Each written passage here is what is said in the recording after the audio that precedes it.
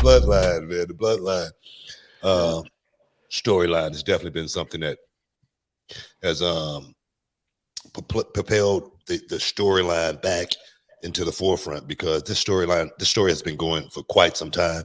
And now with The Rock coming back, I don't know if you got a chance to see The Rock cut his promo on Friday Night SmackDown, but I tell you, if you haven't watched it, you got to go back and check it out, because it was nostalgic. It actually took me back to the Attitude Era. The Rock will be talking about poontang pie. Yeah.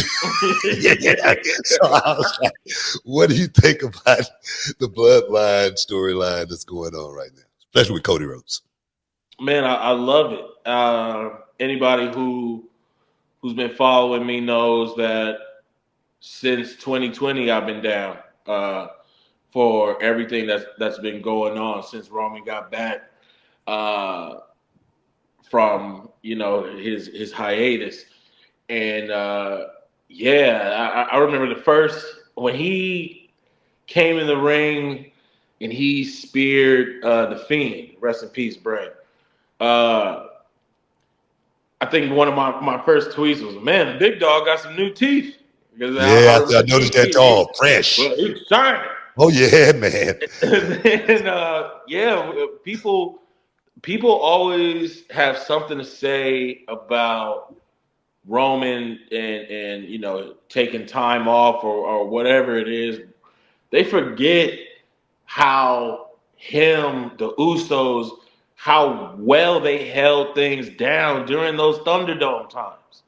During those times when it was just a bunch of screens and no one knew what the WWE was going to do, or AEW for that matter. It was the world was on pause, and those dudes were going out there and putting on mini movies for us, and something about those times, I think, with not having a crowd, being able to hear every little thing that they're saying in the ring Yeah. allowed the storytelling to have details and little things added that we don't really get when a crowd is roaring.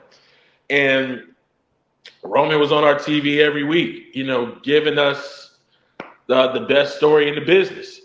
And I'm not, I appreciate Cody Rhodes. I am a fan of Cody Rhodes, but I cannot cheer for Cody Rhodes when he's going up against our tribal chief, bro.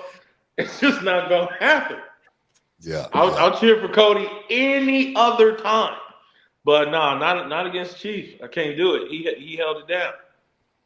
Were Yeah. you looking forward to seeing that Rock versus Roman match? Did you want that more than Cody and Roman rematch at this year's Mania? Well, I've been looking for that match since all this started. I've been looking for my old favorite and my new favorite to clash since WrestleMania was in Tampa Bay. And I've been talking about this, and I get it. Things change and people cry online and little petitions and all of that noise. But I feel like the Bloodline story isn't finished yet. I feel that anybody who's seen me on these other podcast shows knows that in my mind, after Roman passes Hulk Hogan and becomes the longest reigning champion of the WrestleMania era, that's the perfect bow to put on this story that you've invested almost 4 years in. You made the guy the most WrestleMania main events, uh, and the story of him having the longest reign in the WrestleMania era. I mean, it's in his name. His name is Roman Reigns. It goes with everything. It goes so perfect. And then you have the perfect anti-Cena.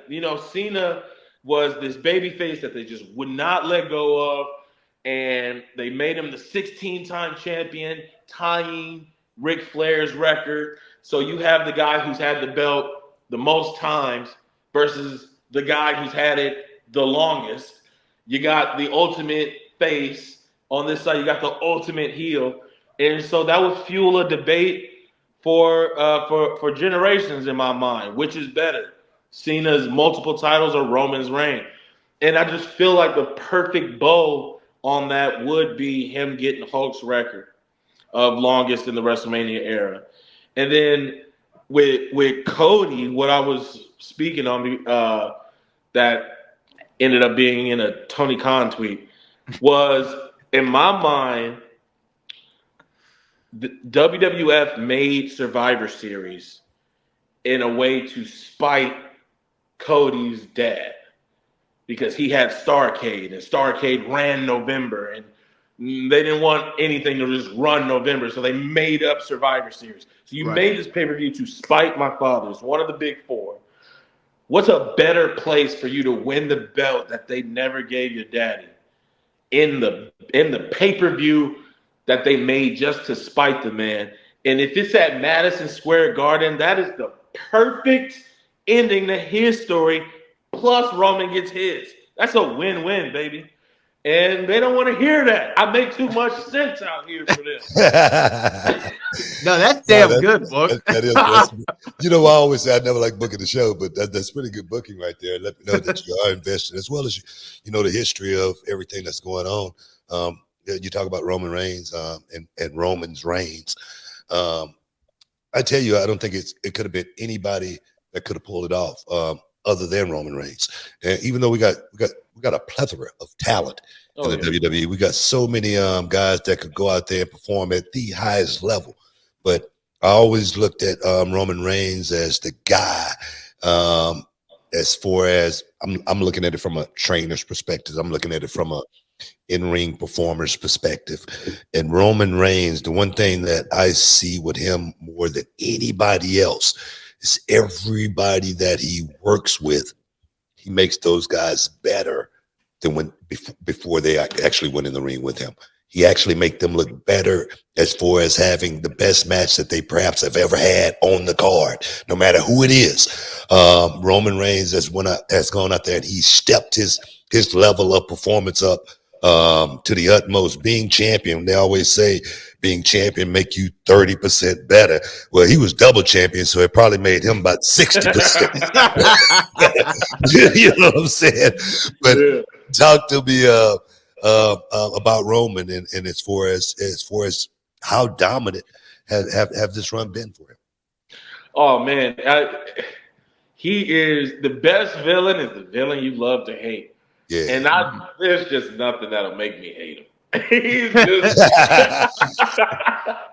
he's Vader. He is Darth Vader. You know, his music sounds like a Final Fantasy boss. Yeah, the dude is just oozing charisma. You believe him. You believe him. Yeah. He never says something that I just was like, that was forced. And just the way that he works the crowd. There's a compilation out that I post every few months of him just trash talking the crowd. And I'm just thinking, how do you hate this man? You people are on the wrong side of history, And it's all right, some people are just made for silver medals, but I'm not the two, baby. We the ones. Oh, bro. Okay. You invested, you fully acknowledgement of the tribal chief. No doubt, man.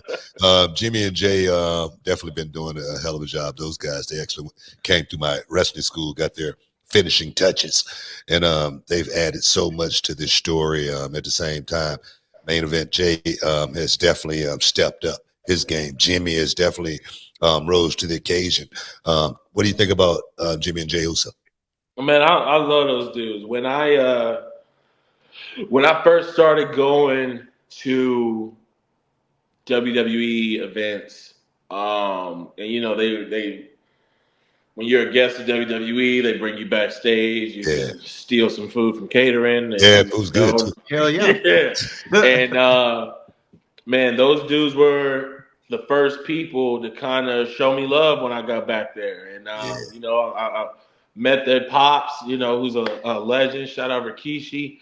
And they just always were so welcoming to me. And I appreciated that. First of all, as a fan, I don't think about who I am at all when I get back there. I'm just like, oh my God. So you just kind of like, you in a bit of a shell.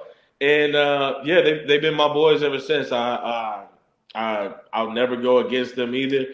They I think they're the best tag team in the world. I hate that they're not together. I know that's got to be a weird feeling, being twins always with each other, to be separate. But yeah, I'll always cheer for the Usos, even if for whatever reason they both decide to go against my tribal chief. I can't, they my dogs. They always got me in their corner. It's gonna circle back, man. It's gonna circle back.